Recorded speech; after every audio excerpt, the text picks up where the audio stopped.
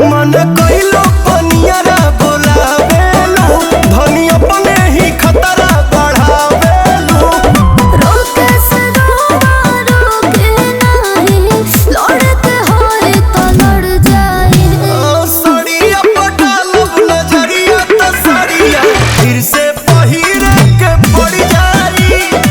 सड़िया पटालब नजरिया तो सड़िया फिर से पहिरे के पड़ जाई।